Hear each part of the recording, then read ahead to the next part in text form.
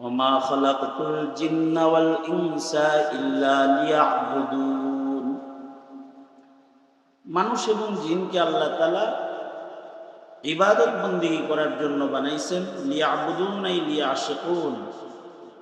মানুষ ইবাদতের মাধ্যমে আল্লাহ পাকের মহব্বত প্রকাশ করবে। ইবাদত করলে কি হবে? ইবাদত করলে আখিরাত অর্জন হবে। ইবাদত করলে কি হবে? আখিরাতের মর্যাদা নিশ্চিত হবে। ইমানদার যদি ইবাদত না করে তাহলে আখিরাতে তার অসম্মান হবে। ইমানদার হওয়ার পরেও বাম হাতে আমলনামা পেয়ে যাবে। আর যে যত বেশি ইবাদত করবে আখিরাতে তার সম্মান সুখ নিশ্চিত হয়ে যাবে। মুফতি আজম শফি রহমতুল্লাহ আলাইহি বলেন, ময়দানে মাহশরে ইবাদতের কারণে মানুষের হাসরের মাঠেও আরাম হবে। ইবাদত করলে কবরও আরাম হবে, হাদিসে আছে। ইমানদার কিন্তু ইবাদত নাই, সে আরশে আজিমের বাম পাশে দাঁড়াবে। আর ইমানদার ইবাদত অনেক বেশি, তো আরশের নিচে ছায়ার ভিতরে দাঁড়াবে। ন্যূনতম ভালো ইবাদত করেছে যে ডান হাতে আমল নামা পাওয়ার উপযুক্ত, তার গুনার চাইতে নেকি বেশি, তো ডান পাশে দাঁড়াবে। যাদের ডান পাশে অবস্থান হবে আরশে, দেখলেই দেখা যাবে তাদের হাতে ডান হাতে আমল নামা আছে। এরা যে জান্নাতে যাবে, সম্মান পাবে, আল্লাহর দিদার পাবে, দেখেও চিনা যাবে। ধনী মানুষ দেখলে চিনা যায় না? সুন্দর একটা গাড়িতে করে আসছে, তো গাড়ি দেখলে বোঝা যায় যে এটা ধনী। বাড়িটা পাঁচতলা সুন্দর, দেখলে বোঝা যায় লোকটার ধন আছে। গায়ের সুন্দর কাপড় দেখলে বোঝা যায় তার গায়ে ব্র্যান্ডের কাপড় আছে। কাপড় দেখলে বোঝা যায় পকেটের অবস্থা কি, ঠিক না? ময়দানে মাহশরে বান্দাদের হাতের দিকে তাকাইলে বোঝা যাবে কে জান্নাত পাওয়ার উপযুক্ত ধনী আর কে নিঃস্ব দোজখে যাবে। দেখলেই বোঝা যাবে।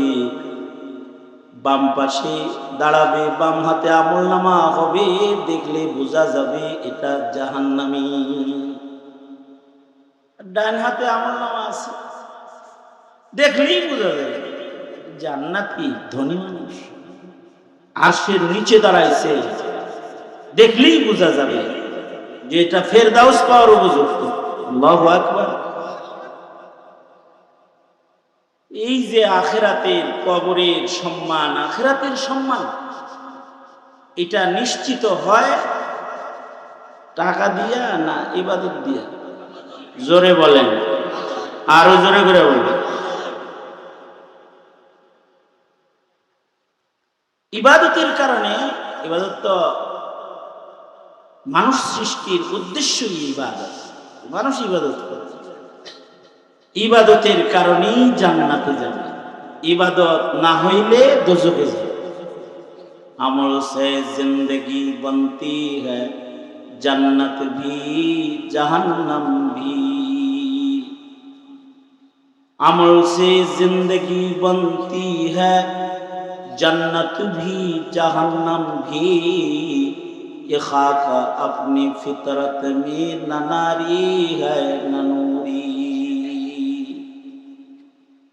ইবাদতের কারণে মানুষের সম্মান এত যে আগুনের তৈরি জিনেরও অত সম্মান নাই, নূরের তৈরি ফিরিস্তারও অত সম্মান নাই। আমলের কারণে, ইবাদতের কারণে মানুষের সম্মান যত উঁচু। আল্লাহু আকবার বলেন, জোরে বলেন আল্লাহু আকবার। ইবাদত দিয়ে যারা ইবাদত করে, নবী বলছে এরা চালাক। গরমের ভিতরে ওয়াজে আইছেন, আপনারা চালাক। সুবহানাল্লাহ বলতেছেন, আপনারা চালাক। সেজদা দিছেন, আপনারা চালাক। যারা আরাম করতেছে, নবীজির ভাষ্য মতে যারা আখিরাতের অর্জন করে না তারা বোকা। আল্লাহর রাসূল বলেন, আল কাইয়িসু মান দানা নাফসাহু ওয়া আমিলা লিমা বা'দাল মাউত। চালাক চতুর হলো তারা যারা মৃত্যুর পরে সহায় সম্বল জোগাড় করে ইবাদতের মাধ্যমে।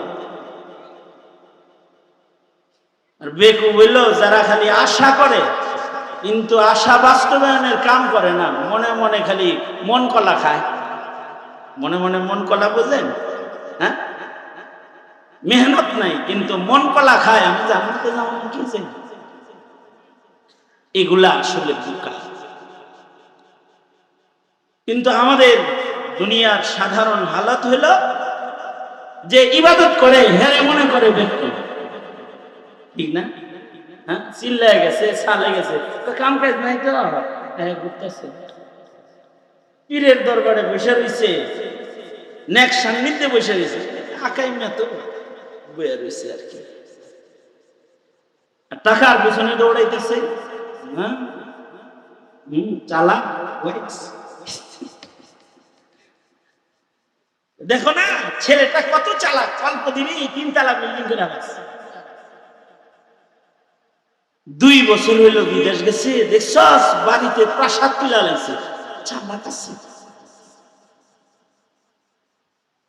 এটা চালাক না। চালাক হলো সে যার আখিরাত নিশ্চিত হয়ে গেছে।